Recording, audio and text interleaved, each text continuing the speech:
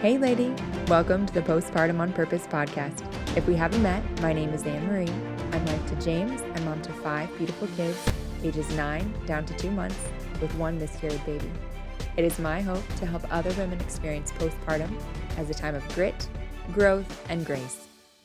This is episode 67. Hi lady, I hope you are so well.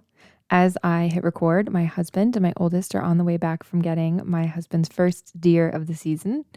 And as my friend texted me, because her husband got his first deer tonight too, we can stop gathering berries. Our hunters hunted. So that's exciting. Very fun. Let's begin as usual with free things. And if you're new around here, there are 2 reasons that I start always with free things. 1, because I want us to remember that it is always possible to live a beautiful, rich, meaningful life without breaking the bank, no matter how big our families are. And 2, because part of living a beautiful, rich, meaningful life is always practicing gratitude, and making note of the things that are free and available to us without cost is just one way that we can cultivate attitudes of gratitude. Free things this week. Well, actually, a couple of them are things I previously forgot to mention, but wanted to at some point, wanted not to forget them. 1, my aunt mailed us some hand-me-down clothes for my oldest several weeks back, which was very kind in and of itself, but tucked in amongst them was homegrown, home-canned applesauce. We are going to open it tomorrow, and it's pink. It is the prettiest shade of pink because she left the skins on. And yeah, just very excited for that. Another thing, one of our Grandma Tribe members last week gave me a shirt. She said it just wasn't a great fit for her, but it's beautiful. It's very high quality material, soft. It's white with navy stripes, basic looking, but basic looking as in it will go with lots of things. That was number 2. Number 3, Chick-fil-A, as I've said before, they do occasionally. They sent me an email last Thursday. Did I want a large soda fountain drink? Of course I did. That went perfectly with our burgers we were having for supper. And number 4, what was number 4? Oh, on Sunday, we went to a fall fest held at our friend's church. If you recall from last week, that was instead of 1 small change, my 1 medium goof up. I misread the date of the fall fest to be the week previous to that. And in reality, it was this past Sunday. And my very favorite part about it was that my 2 oldest kids were able to just go and participate in activities without my husband and I having to be nearby, because we could trust that they were safe and that they would be able to be cared for by, not cared for by other people as in like somebody else was babysitting them, but just that they were old enough to go on their own, and that there was an responsible adult that was leading the activity that they were participating in. Also, another free thing, my friend gave me 2 samples of, I think they're sample size, they're like very small containers of primer to go underneath foundation. And the funny thing is, I don't actually own foundation right now because I ran out a while ago, and then I went into Ulta, and I was just not happy with the quality of the people that were working there in terms of being able to advise me on what I might like to get. And then something about the store, it sounds goofy to say, like, I didn't like the vibe, but I walked in and I walked out without having bought anything. And I just thought, I don't know if I want to support this place with my money. I didn't do that. But I'm hopeful that even just using a primer for foundation that doesn't exist, that a primer will do something to even my skin tone as well, maybe. I'm really looking forward to trying that. All right, I think those are the free things. If there's something else I forgot, you'll hear about it next week. And I'm really looking forward to what I'm planning to be able to say next week was free, but I don't want to say it yet because it hasn't come in the mail. Oh, sorry. Yes. Okay. But something else did. Last week I said I got free resistance bands as part of this Hinge Health app, not a dating app, not the dating app, the Hinge Health app. And there was one more free thing they sent that came this week. That was a yoga mat. I haven't decided yet if I'm going to pass it on like to the local food pantry since it's unopened, or if I will use it myself, or give it as like a gift to a family member if anybody wants one. But that was free this week. I was very grateful for that as well. All right, now I think we're ready for one small change. And it was simply this. On Thursdays, I am not making hands-on dinners. I will not be hands-on for our dinners. And that is based off of the Lazy Genius Way book by Kendra Adachi. She has 13 principles for living like a lazy genius, which means that you are lazy about the things that don't matter to you at all, and a genius about the things that matter very much to you. One of her principles is live in your season. And right now on Thursdays, that is our last day of school for the week because every Friday we're off. But Thursdays, they can tend to go a little bit long because we need to make sure everything gets wrapped up and finished before Friday. And then in the afternoon, my almost 8-year-old has occupational therapy. And then I do grocery shopping and errand running. So sometimes I would get back in time to prep supper, theoretically. I would have the time to do so. But even if I have the time, I do not have the energy. By the time I've done all of those other things, there just isn't the energy. What that is looking like is either I put a meal in the crock pot Thursday morning. We might reheat a previously cooked meal. Last Thursday, that looked like I had previously made and cooked a frozen or a turkey pot pie, put it in the freezer, and then thawed it in time to serve by just heating it up. My husband could put it in the oven for me to heat up on Thursday evening for supper. A third option of what a hands-off or hands-free dinner on Thursday can look like is my husband making supper. He also does that fairly regularly as well. I do the meal planning on Sunday, and if I give him those couple of days of advance notice, he can always take care of Thursdays for us. A couple of other ways that Thursdays could be a leftovers evening. Thursdays could also look like heating up frozen pizza. And it could also look like, what's the other thing I was going to say? Frozen pizza, leftovers. Oh, or carry out. It could also look like carry out in a theoretical world if I were to find a great deal on a carry out pizza or something. That is 3 things, small change. And now let's talk about our topic for the week. And here it is. Last episode, if you listened to episode 66, I talked about the 2 movie quotes that help keep me sane when it feels like or seems like everybody absolutely needs me at once. So this week, I wanted to talk a little bit more about what actually to do, practically or logistically, when lots of people are placing demands upon your time, and all of them are minors.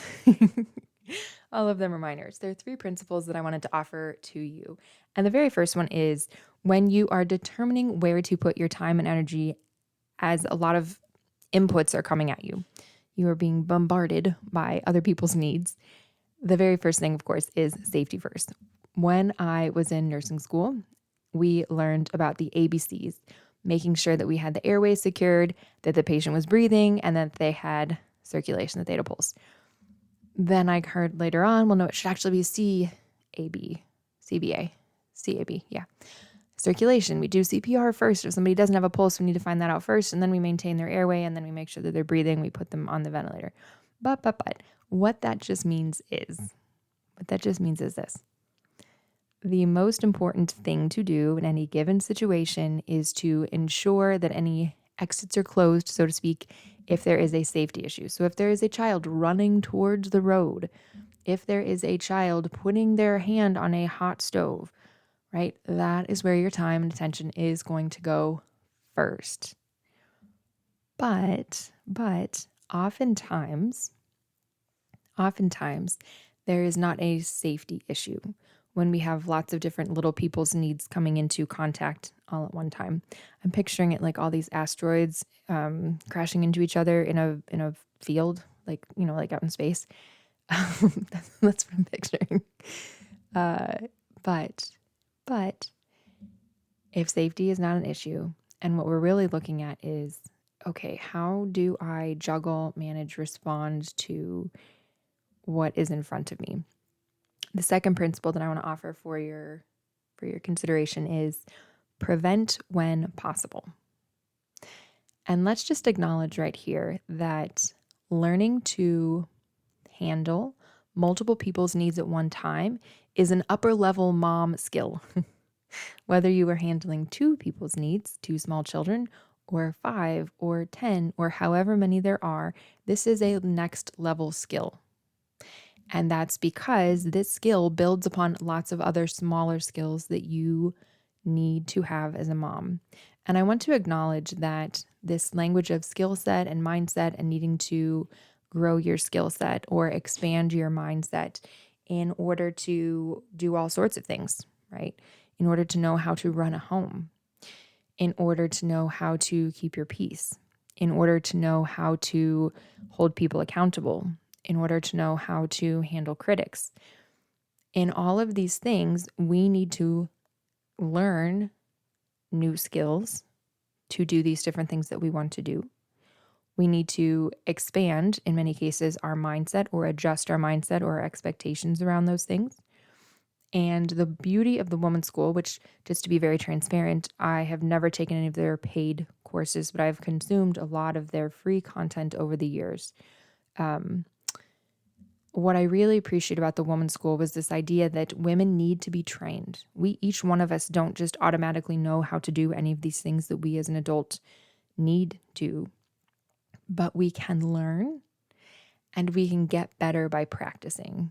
And that is just something that I learned through the Women's School. So I just want to acknowledge that that's where that concept, that vocabulary came from. And I have found it to be so helpful to recognize that I do not have to be a victim of whatever circumstances have brought me to this time and place as an adult. And this time being wherever you are at the time you're learning, you're starting to hear this information for the first time. Wherever it is that you are today, there is more that you can learn. There is training that you can undergo, and you can get better by practicing. So if the second principle, the first principle was safety first, but the second principle is prevent when possible. What kinds of things can I do to avoid having a situation where everybody needs me at once? That can sound huge, but I would simply invite you to look at the last time you felt overwhelmed or stressed by a lot of demands placed on you at one time.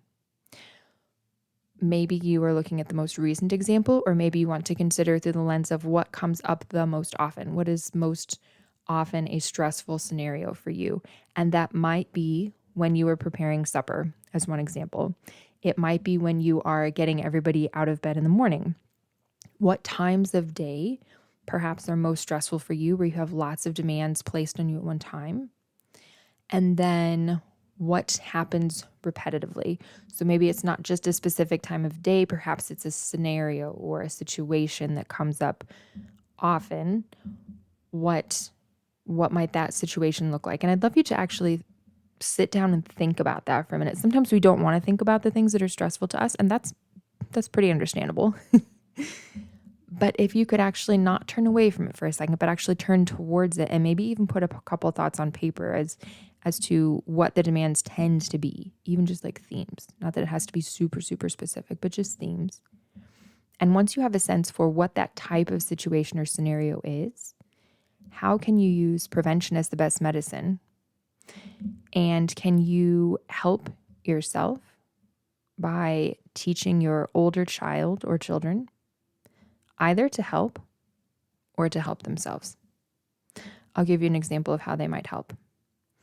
Could they help if you are trying to do multiple things at once, like you're trying to feed the baby and let's say the 2-year-old needs his diaper changed? Could the older ones help by throwing away the baby's diaper after the diaper is changed? Or could they change the baby's diaper themselves? Okay. What kinds of skills, and this is where I said that multiple skills are required to have this next level mom skill of prevention is the best medicine.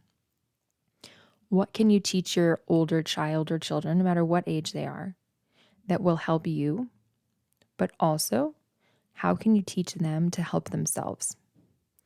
Maybe your 4-year-old is whining that he needs a snack at the same time you're trying to feed the baby. But if your 4-year-old can push the stool over to the cabinet, or even better, maybe, you have to think about this, maybe at his level, even without getting the stool, he is able to grab a couple of snacks for himself, then all of a sudden he takes care of that need for himself. He doesn't require you to do that.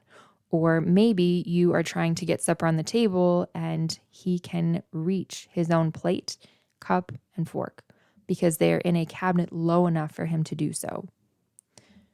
So as one example of a skill, how can you teach your older child or children to help you and or to help themselves with whatever their needs might be? Let's talk through briefly an example from this evening, what that looked like this evening.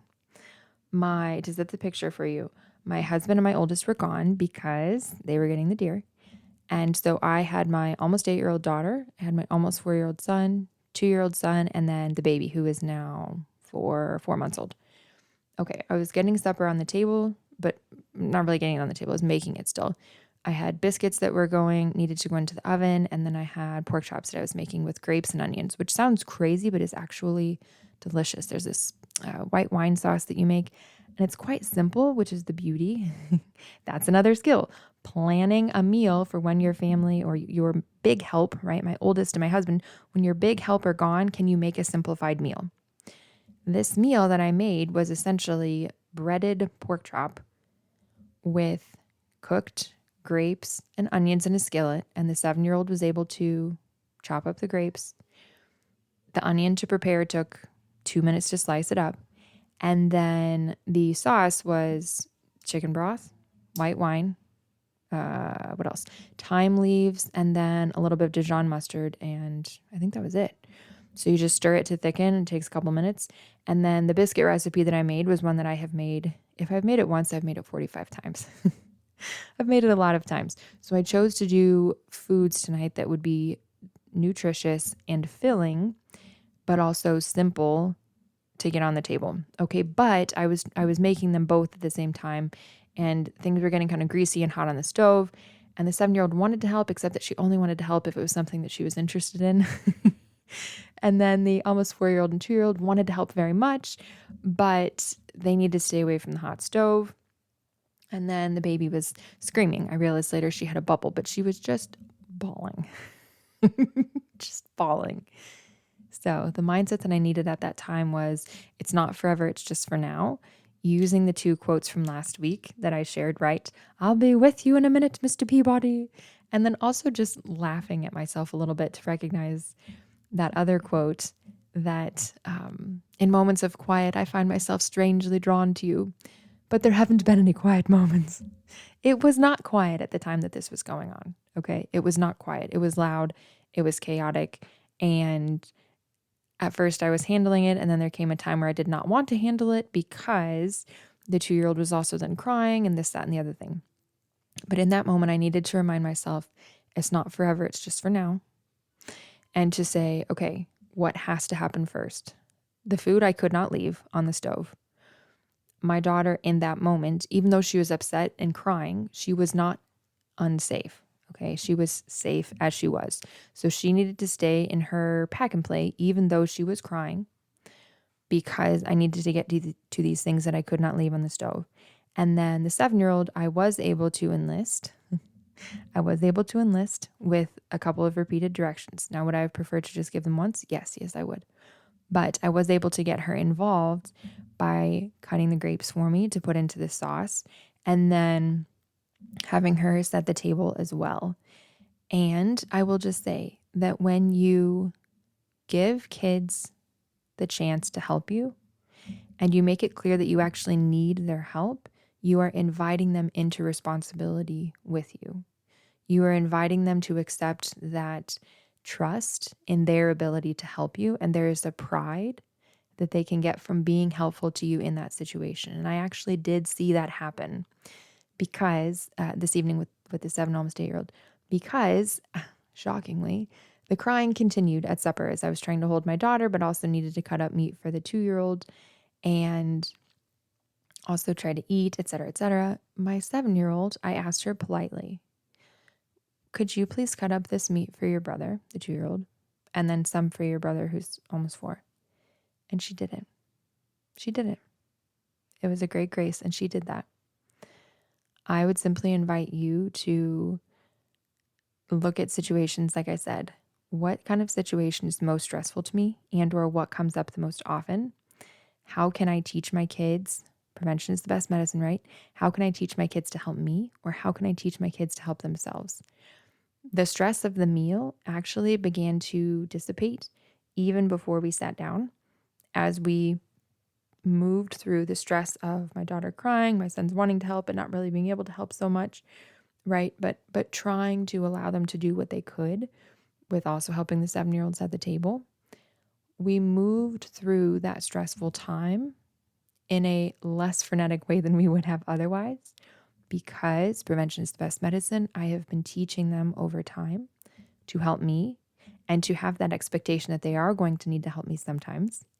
So I'm coaching them on their expectations, managing their expectations as well. And then that they can help themselves in these different ways. The third thing I want to offer is the principle for you. So the first one is safety is first. The second one is that prevention is the best medicine. And the third one I want to offer to you is to build buffers into your day that are not your phone. And I'm saying this to myself too. I promise you I'm saying it to myself too. This will be a whole separate episode actually just about phones and how they can hijack your postpartum. Your phone is still depleting your batteries, your mental batteries. There's a book on ADHD that my best friend lent to me several months back to help understand how to assist my daughter. And in it, the author talked about having 4 quadrants: red, yellow, blue, and green. And red and yellow were activities that deplete your energy fast and slow. And then blue and green were ones that slowly build it back up and build it back up quickly, or like for the long term, not just in a little way, but in a big way. And using your phone, specifically scrolling on your phone, is actually an activity that depletes you slowly. So whereas it might pull you out of the stress, the immediate stress of I'm escaping into my phone to get away from all of these needs and things, and I'm overstimulated, et cetera, but it does not actually rejuvenate you, nor does it give you rest, especially as I was hearing in a video somebody else pointed out recently, which is part of what has brought this top of mind for me, especially because you can't control what comes across your phone as you're scrolling. So you're not just scrolling and finding things that make you happy and butterflies and rainbows and ponies. You are also scrolling and coming across, inevitably, things that stress you and frustrate you and frighten you. And if you already came into your phone because you were stressed and frustrated, all that's actually doing is compounding it. And you have no control over whether that's going to happen or not, right? As you're scrolling on your phone. Instead, I am proposing that you choose things that will actually help you. Either activities that are restorative or activities that are restful. And restful, by which I really mostly mean sleep or not doing anything at all. Like this afternoon, my restful activity was that I sat in my 2 little boys' bedroom to make sure that they in fact fell asleep, because they were not doing that. I just sat in their room. They had the blackout curtains closed. And I just sat there and watched the shadows play as the shadows play across the other, like the back end of the blackout curtain from the trees outside their window. It was windy and I was just kind of watching the shadows play on the curtain. Restorative things, though. If we agree that your phone is not restorative, scrolling on your phone is not restorative, what is restorative? Hobbies. And you might say, Anne-Marie, I gave birth a month ago. I have no hobbies. Well, let's distinguish them between low energy and high energy activities. Low energy and high energy restorative activities. Maybe you're not able to get back to your hobby right now. If your hobby is, I don't know, something aggressive like mountain climbing. Yes, okay, maybe you can't get back into that right now. Maybe you do not have the bandwidth to do that or haven't been cleared medically to do so. But what hobbies do you have? Can you sew? I don't know how to do that. Can you knit? I have no interest in doing that. Can you do embroidery, needlepoint? I'm hearing a lot about a resurgence in these types of handicrafts. Maybe you could actually look into one of them. Maybe one of them would be of interest to you. Could you bake? Read a book? Journal? Pray? And then let's say you're a little bit later on in your postpartum like I am. What if one of your restorative activities is going line dancing? I have the opportunity to do that now every Thursday. And I will tell you that I feel alive when I'm line dancing. I feel alive when I'm dancing in general, but since I am married and my husband's not a big dancer, there's not a lot of opportunity for couples dancing right now. It doesn't make a whole lot of sense given my vocation. But line dancing, oh yeah. Yeah, I can do that for sure. So if the third principle that I'm offering to you this evening is to build buffers into your day, that is things that actually build you back up. They give you space to be able to rest or be rejuvenated, so that when those inevitable stressful times come, you actually have some mental buffer, some emotional buffer to be able to handle them. What might low energy and high energy options look like for you? I just offer you all of that for your consideration. So again, 3 principles. 1, safety first. 2, prevention is the best medicine. And 3, build buffers into your day. Bye, lady.